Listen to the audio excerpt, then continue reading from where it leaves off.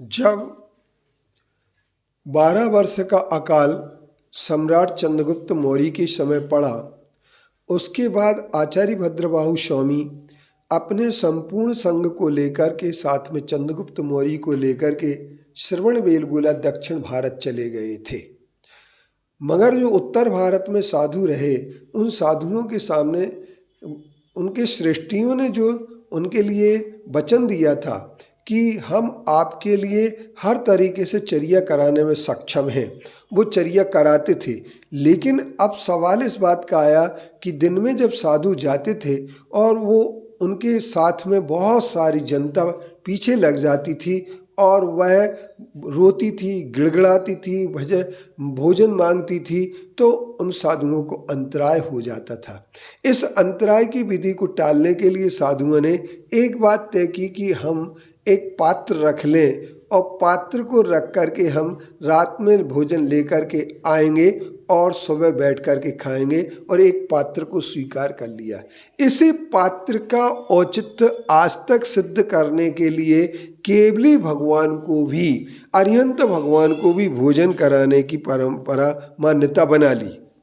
और इसके कारण से भगवान के जब भोजन करेंगे तो उनकी अनंत सुख और अनंत बल और वीतराग होने के केवली भगवान को कबलाहार नहीं होता है, ये मान्यता हमारी सबसे पहले दृढ़ है।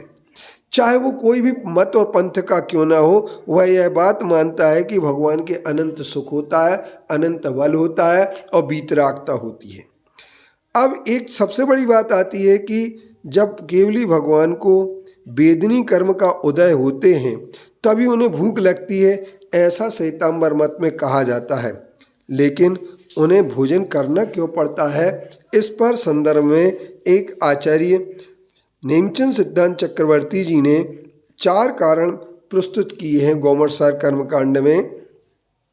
आहार की सामग्री देखने पर, आहार का स्मरण करने पर अथवा कथा सुनने पर अथवा खाली पेट होने पर और असाता वेदनी कर्म की उदीर्ण होने पर ही भूख लगती है। अब बात ये आती है कि गौमतसार कर्मकांड की जो गाथा है, वह गाथा यह वर्णन करती है, आहार दंशनेनिया तत्सोपजोगेन ओम कोट्ठाए सादिश उदीर्णाए हवदि आहार सन्नाओ। और असाता वेदनी कर्म का जो कारण है वह अंतरंग कारण है, और उन अंतरंग कारण से यह असाता वेदनी की उदीर्णा प्रमत्त गुणस्थान तक ही होती है, इसके आगे नहीं होती है। इस बात के लिए श्वेतांबर ग्रंथों में भी हमें गाथाएं प्राप्त होती हैं, और श्वेतांबर ग्रंथ प्रकरण रत्नाकर चतुर्थ भाग के षटसीधी नामक चौथे खंड की गाथा 64वीं और 65वीं यहाँ पर द्रष्टव्य है, जिसके अंतर्गत उन्होंने कहा है, उद्रंति पमत्तंता साडव निदिट्टा वेव आउ बिना छट्टे पमत्ताये तव पंचम सुदामोपन भसंतो। अर्थात वो ये कहते हैं, मिश्र गुणस्थान को छोड़ करके पहले से 6वें गुणस्थान तक 8 कर्मों की उदीर्णा होती है। अपूर्वकरण अनुवृत्तिकरण गुणस्थान में वेदनी और आयु कर्म के बिना 6 कर्मों की उदीर्णा होती है। 10वें 11वें गुणस्थान में मोहिनी वेदनी आयु के बिना 5 कर्मों की उदीर्णा होती है, और 12वें गुणस्थान में सिर्फ 2 कर्म की नाम और गोत्र की उदीर्णा होती है, और सहयोग केवली के गुणस्थान में नाम गोत्र की ही उदीर्णा होती है, अयोग केवली में कोई उदीर्णा नहीं होती है।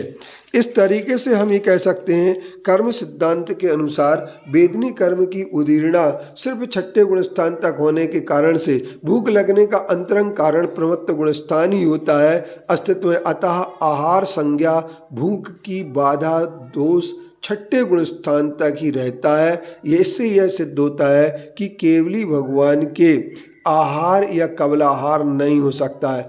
अब हमारा एक कोई अपना पक्ष रखता है कि भूख वेदनी कर्म के उदय से लगती है, तो उसके लिए कहते हैं कि वेदनी कर्म का उदय असाता वेदनी का कर्म का उदय हमेशा रहता है, जिसके कारण से भूख लगेगी, हमेशा भूख लगेगी।